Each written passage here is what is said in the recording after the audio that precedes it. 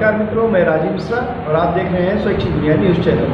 आइए बात करते हैं इस वक्त की कुछ बड़ी खबरें। विधायक इरफान सोलंकी व भाई सहित 3 पर गैंगस्टर के तहत मुकदमा दर। कानपुर सीसामऊ विधायक मामले में थाना ग्वालटोली 198/2022 में अंतिम रिपोर्ट फाइल कर दी है। थाना जाजमऊ 156/22 गैंगस्टर एक्ट के तहत मुकदमा दर्ज किया गया। यह गैंग 4-5 लोगों का बनाया गया है। इसमें पहला नाम है इरफान सोलंकी, रिजवान सोलंकी, इजराइल आतेवाला, मोहम्मद शरीफ। दूसरे की जमीनों पर जमीन पर कब्जा करना, फिर जमीन से बेदखल करना, लोगों को जमीनों को गलत तरीके से हासिल करना। इस चीज को देखते हुए गैंगस्टर एक्ट के तहत मुकदमा दर्ज करके कल इसकी जांच आरंभ कर दी है। Anand Prakash Tiwari, joint police commissioner, Kanpur से संवाददाता किशोर मोहन गुप्ता की खास रिपोर्ट। जारी है। आपको यह भी हमने पिछले प्रेस कॉन्फ्रेंस में बताया था कि मुकदमा संख्या 198/2022 थाना ग्वालटोली में भी हमने अंतिम रिपोर्ट फाइल कर दी है।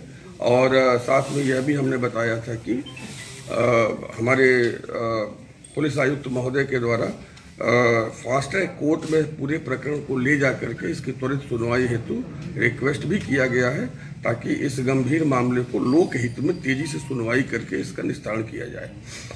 आज थाना जाजमऊ में मुकदमा अपराध संख्या 156/22 धारा 3(1) उत्तर प्रदेश गिरोहबंद व समाज विरोधी क्रियाकलाप अधिनियम के तहत गैंगस्टर एक्ट के तहत दर्ज किया गया है। और यह गैंग चार्ट 5 लोगों के विरुद्ध बनाया गया है, जिसमें सबसे पहला नाम है इरफान सोलंकी, दूसरा नाम है रिजवान सोलंकी, तीसरा नाम है शौकत पहलवान, चौथा नाम है इजराइल आटेवाला और पांचवा नाम है मोहम्मद शरीफ। ये एक गैंग चार्ट है और इस गैंग चार्ट के ऊपर बेसिस करके और साथ में इनके अन्य क्रियाकलाप, गतिविधि, आपराधिक कृत्य, इनकी हिस्ट्री शीट और इनके जितने भी पूर्व के मुकदमे हैं सभी का संज्ञान में लेते हुए और यह देखते हुए कि यह एक गिरोह है जो कि जमीन और जमीन से जुड़े अन्य जो कार्य हैं, जिससे दूसरे की जमीन पे कब्जा करना, बेदखल करना, लोगों को जो है जमीनों को गलत तरीके से हासिल करना इत्यादि कार्य कर रहा है।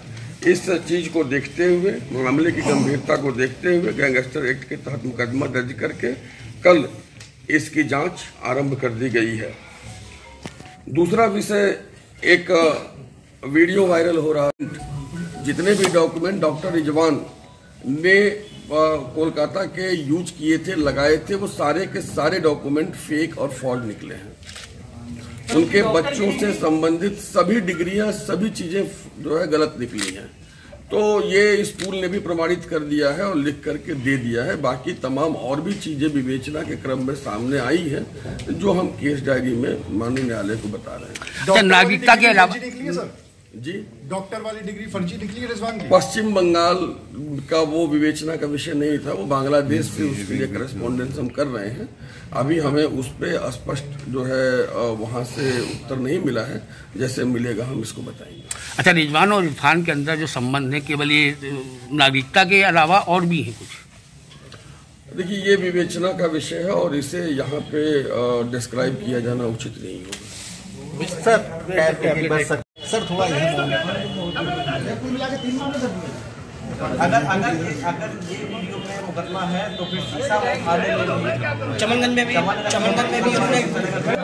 इस प्रक्रिया में गैंगस्टर एक्ट के तहत अभी हमने मामला दर्ज किया है, सूचना पत्र दिए हैं कि विभिन्न प्रकार के समय समय पे अपराध कारित हुए हैं, ऐसा बताते हुए और उन सबों को जांच के लिए हमने अधिकारियों को दे दिया था कि इस सभी प्रार्थना पत्रों की जांच करके बताएं कि इन प्रार्थना पत्रों में ऐसा क्या है और क्या सच में संज्ञेय अपराध है। इसी क्रम में एक प्रार्थना पत्र जिसमें एक संज्ञेय अपराध होने की सूचना स्पष्टतया देखी गई है के आधार पर जाजमऊ थाने में एक और मुकदमा दर्ज किया गया है, जो कि मुकदमा संख्या 155/2022 जाजमऊ है, जो कि धारा 386, 419, 420, 427, 504 और 3/4 लोक संपत्ति अधिनियम से जुड़ा हुआ है।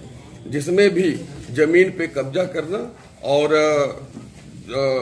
बल का और अन्य प्रकार के गलत हथकंडों के प्रयोग करने इत्यादि से जुड़ा हुआ यह मामला है।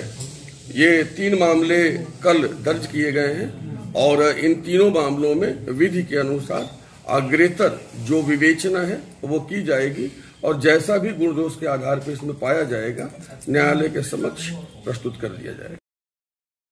Subscribe now and press the bell icon. Never miss an update.